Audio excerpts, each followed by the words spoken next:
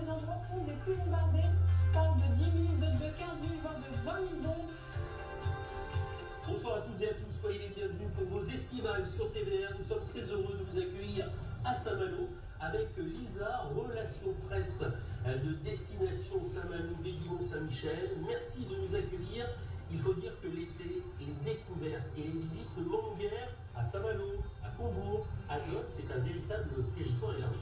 Effectivement, nous on propose tout l'été, pendant certaines vacances scolaires, des visites guidées pour découvrir le patrimoine de tout notre territoire. On a l'impression que Saint-Malo est mondialement connu, ce qui est le cas. Mais c'est certainement le cas. De là, on voit nos visiteurs qui viennent d'à travers le monde, mais également nos voisins européens et même nos locaux, nos chers habitants qui nous rendent visite pour encore découvrir un petit peu plus notre patrimoine local. Parce que Saint-Malo, c'est une histoire très très riche, c'est l'histoire, c'est le patrimoine, c'est aussi celles et ceux qui ont forgé une mentalité malouine et une fierté. Les Malons ont une identité qui reflète complètement le patrimoine d'Intramuros et des autres quartiers de la ville, et ça a d'ailleurs participé à la renommée, je pense, d'Intramuros. Avec ce fleuron, le drapeau malouin qui flotte plus haut que le drapeau tricolore, ça c'est une affirmation. C'est une affirmation et ça fait partie des petites pépites qui vont être divulguées à travers cette visite guidée nocturne. Et Anne de Bretagne va s'exclamer quel noble animal, plutôt la mort que la souillure. Alexandra, visite nocturne d'Intramuros. Il y en a des choses à dire. Ah oui, à chaque coin de rue, de toute façon à Saint-Malo, il y a quelque chose à dire. Et la visite nocturne, elle a ça de spécifique qu'on passe un petit peu plus de temps sur les remparts pour apprécier la luminosité du soir, le soleil qui décline et qui disparaît dans l'eau. Est-ce que c'est pas un peu ça, cette magie de Saint-Malo, ce côté un peu ombre et lumière, ces ruelles, il y a de la magie, il y a de l'histoire. Ah oui, Saint-Malo de toute façon c'est ultra minéral, donc il y a la pierre aussi qui parle, la pierre elle raconte l'histoire.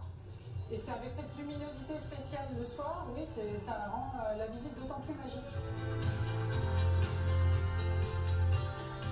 C'est vraiment une mission de transmission et puis un partage et aussi forcément le plaisir de partager les connaissances qu'on peut avoir sur le patrimoine et puis qu'on récolte au fur et à mesure aussi du temps à travers des témoignages de gens qui vivent encore à l'intérieur de ces pierres et de ces murs dont on parle.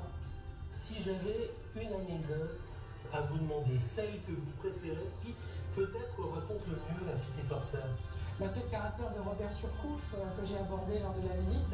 Lorsque Robert Surcouf va répondre à l'Anglais qui va le provoquer et qui va lui dire « Vous les Français, vous vous battez pour l'argent, nous les Anglais, nous nous battons pour l'honneur ». Et Robert va répondre « Chacun se bat pour ce qu'il n'a pas ». Et ça montre un petit peu le caractère des Malouins, on a de la réplique.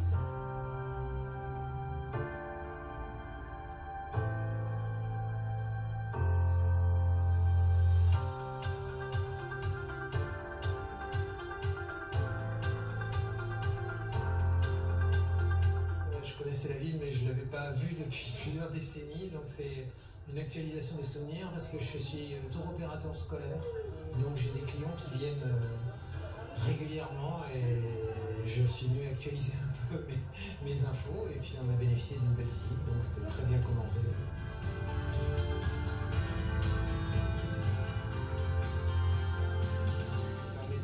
La ville dans des endroits où on n'aurait pas été tout seul sans risque de se perdre ou de même pas connaître du tout. Ça permet aussi d'apprendre des histoires sur les bâtiments qu'on ne voit pas tous les jours. C'est pas des bâtiments visibles depuis hors la ville, donc c'est très agréable. De faire ça la nuit tombée avec le coucher du soleil qu'on a eu, dans ce contexte-là, c'était super, oui, c'était très bien.